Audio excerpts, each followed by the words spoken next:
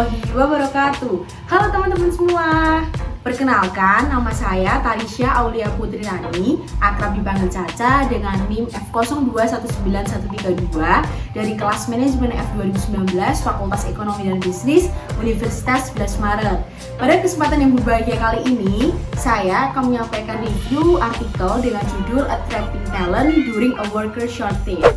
Artikel ini ditulis oleh Tino Sanandaji, Ferdinando Monte, Alexandra Ham, dan Atta Tarki melalui Harvard Business Review dan dipublikasikan pada tanggal 14 Juni tahun 2021. Dalam penyampaian review artikel ini dibuat untuk memberitahu audiens tentang bagaimana cara menarik pekerja yang berbakat saat perusahaan-perusahaan yang berada di Amerika Serikat mengalami kekurangan tenaga kerja. Oke, untuk mempersingkat waktu, setelah ini saya akan mulai pembahasannya. Dan sebelumnya untuk teman-teman semua bisa like dan subscribe channel ini untuk mendukung konten-konten saya ke depannya. Let's move to the video and check it out! Di dalam artikel ini menjelaskan bahwa pada akhir April 2021 terdapat lebih dari 9 juta pekerjaan terbuka di Amerika Serikat. Namun, di sisi lain Amerika Serikat memiliki jumlah pengangguran yang tinggi dan juga terjadi ketimpangan kekurangan tenaga kerja di dalam perusahaan. Bagaimana cara perusahaan menarik pekerja yang berkualitas tinggi di masa COVID seperti sekarang?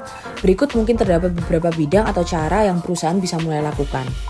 Cara pertama, membuat pekerja merasa apa yang didapatkan di sini tidak akan didapatkan di sana. Setelah banyak melakukan PHK akibat dari pandemi ini, beberapa pemimpin berpikir bahwa mereka ingin kembali ke pasar induk atau pasar utama. Dalam potongan Harvard Business Review memperingatkan untuk tidak terlalu banyak menggunakan aturan lama dalam memprediksi bagaimana COVID dapat berdampak pada mempekerjakan pekerja saat ini. Oleh karena itu, strategi perekrutan yang sukses dimulai dengan mengakui bahwa perusahaan tidak akan menyelesaikan tantangan perekrutan saat ini dengan menerapkan solusi masa lalu. Lalu selanjutnya mari kita lihat beberapa hal yang mungkin mempengaruhi dalam strategi perekrutan perusahaan. Yang pertama, mempermudah karyawan yang bolak-balik dalam melakukan perjalanan. Lalu yang kedua, mematahkan norma-norma pasar, dan yang terakhir berinvestasi dalam keselamatan pasca pandemi COVID seperti sekarang ini. Hal pertama yakni mempermudah karyawan yang bolak-balik dalam melakukan perjalanan. Lokasi merupakan salah satu hal terbesar dan sering diremehkan di dalam perekrutan yang efektif. Dalam proses perekrutan saat pandemi COVID seperti sekarang, perusahaan dapat merekrut pekerja yang lokasi tempat tinggalnya tidak jauh dari lokasi perusahaan. Dengan kata lain, perusahaan dapat menarik pekerja lokal yang berkualitas. Jika efektivitas strategi dalam pencarian pekerja lokal kurang, terdapat cara untuk mengurangi waktu perjalanan. Misalnya, perusahaan dapat menyusun jam kerja 40 jam menjadi 4 shift masing-masing 10 jam. Selain itu, perusahaan juga dapat mempertimbangkan untuk menyediakan layanan perjalanan, menawarkan penggantian biaya untuk perjalanan yang lebih panjang, dan juga insentif relokasi. Hal yang kedua yakni mematahkan norma-norma pasar. Sebuah perusahaan tidak perlu berfokus pada praktik masa lalu atau solusi apa yang digunakan oleh perusahaan lain. Perusahaan dapat menyelesaikan masalah pekerjanya secara independen. Cobalah untuk memahami siapa rekrutan terbaik di dalam perusahaan dan sesekali mematahkan norma pasar dalam menarik mereka. Misalnya, untuk memaksimalkan pekerja wanita dapat bekerja sama dengan tempat penitipan anak agar pekerja wanita tersebut merasa tenang saat bekerja. Hal yang terakhir yakni menanamkan atau berinvestasi dalam keselamatan pasca pandemi COVID seperti sekarang. Selama para pekerja takut akan dampak COVID terhadap kesehatan mereka akan ragu untuk kembali bekerja seperti semula. Untuk mengatasi kekhawatiran tersebut, perusahaan dapat bermitra dengan para penyedia dalam menyelenggarakan pusat pengujian internal dan juga memberikan vaksinisasi kepada para pekerja. Tujuannya untuk meningkatkan kepercayaan diri di lingkungan yang bebas akan COVID. Dan juga perusahaan dapat menentukan kebijakan perekrutan yang baru saat pandemi seperti sekarang. Lalu cara yang kedua adalah menentukan jalan Anda sendiri. Meyakinkan perusahaan untuk membuat perubahan signifikan pada strategi perekrutan mereka mungkin menjadi bagian tersulit dalam meningkatkan hasil perekrutan, dan beberapa inisiatif yang dibahas di atas akan sulit untuk dilaksanakan. Tetapi ingat, jika itu mudah, perusahaan mungkin sudah melakukannya, dan begitu juga dengan sejumlah perusahaan lain yang berebut pekerja berkualitas yang ada di sekitar. Nah, selanjutnya saya akan menjelaskan mengenai analisis menurut pandangan saya. Tentu, pasca adanya COVID ini dapat mempengaruhi kehidupan atau kondisi masyarakat baik dari segi apapun. Kondisi masyarakat saat ini bisa dibilang berubah 180 derajat dari kehidupan sebelum adanya pandemi COVID-19 saat ini. Dilihat juga dari sektor perusahaan, adanya COVID ini dapat mempengaruhi sistem kerja mereka. Dapat terlihat juga dari review artikel yang sudah saya jelaskan di awal tadi, dalam perekrutan yang terjadi pada perusahaan perusahaan di Amerika Serikat saat COVID-19 ini mengalami banyak kendala untuk mengatasi kesulitan perusahaan dalam memperoleh dan juga menarik pekerja yang berkualitas. Di masa pandemi seperti sekarang ini, perusahaan dapat melakukan hal-hal sebagai berikut yang mungkin bisa disandingkan dengan beberapa materi saat perkuliahan berlangsung. Yang pertama yaitu proses perekrutan atau recruitment, dan yang kedua yaitu proses seleksi atau selection. Yang pertama yakni ada proses perekrutan. Proses perekrutan ini harus disesuaikan dengan kondisi atau keadaan saat ini. Perekrutan sendiri adalah tindakan untuk mencari calon karyawan atau calon pekerja bagi suatu perusahaan atau suatu organisasi. Perekrutan di sini merupakan fungsi vital bagi sebuah organisasi atau perusahaan dalam mempertahankan kualitas personilnya. Strategi perusahaan dalam merekrut karyawan saat ini mungkin bisa dibilang berbeda dari yang sebelumnya.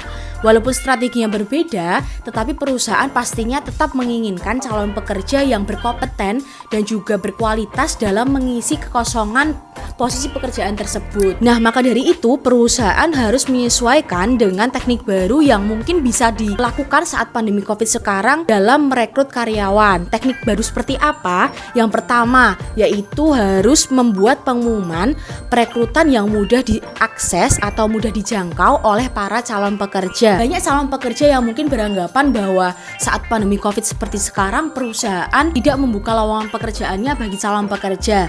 Jadi alangkah lebih baik perusahaan dapat menampilkan pengumuman perekrutan tersebut yang calon pekerjanya bisa mudah untuk mengaksesnya. Lalu yang kedua, menerapkan prosedur rekrutmen yang terperinci. Sebagian besar persiapan untuk merekrut karyawan yang baru dari jarak jauh secara garis besar sama seperti saat perekrutan langsung. Akan tetapi yang membedakan dengan perekrutan langsung bahwa pelamar tidak perlu membawa berkas-berkasnya ke perusahaan karena semua dilakukan secara online. Biasanya melalui web perusahaan dan juga menggunakan aplikasi pendukung seperti Zoom atau Google Meet dalam melakukan interview. Lalu yang ketiga, ada perusahaan wajib bersikap realistis dan juga komunikatif kepada para pelamar. Masa pandemi ini adalah periode yang sangat tidak pasti ya bagi sebuah perusahaan. Jadi ketika perusahaan merekrut karyawannya, pastikan bahwa perusahaan tersebut benar-benar mendukung karyawan yang bisa membuat karyawan itu benar-benar merasa terbantu. Jadi informasi yang berasal dari perusahaan itu benar-benar juga harus disampaikan atau dikomunikasikan kepada para pekerjanya agar antara pekerja dan pelamar atau nantinya calon pekerja itu dapat menciptakan hubungan atau engagement yang baik antara keduanya. Lalu yang keempat yaitu ada prioritaskan keterampilan kerja jarak jauh. Karena aturan bekerja dari jarak jauh belum dicabut ya oleh pemerintah. Jadi alangkah lebih baik perusahaan dapat memprioritaskan keterampilan jarak jauh bagi para pekerja yang nantinya akan bekerja di perusahaan tersebut, seperti komunikasi yang efektif, lalu skill IT, inovasi, kreativitas, dan kedisiplinan adalah keterampilan yang mungkin bisa menjadi nilai plus bagi calon pekerja nantinya. Yang kedua yaitu ada proses seleksi atau selection. Selain melakukan proses perekrutan yang baik untuk mendapatkan pekerja yang berkualitas tinggi di era pandemi seperti sekarang, perusahaan pastinya juga harus melakukan proses seleksi yang tepat dan juga benar agar sebuah perusahaan tersebut mendapatkan calon pekerja yang memang benar-benar sesuai dengan kriteria yang dibutuhkan oleh sebuah perusahaan.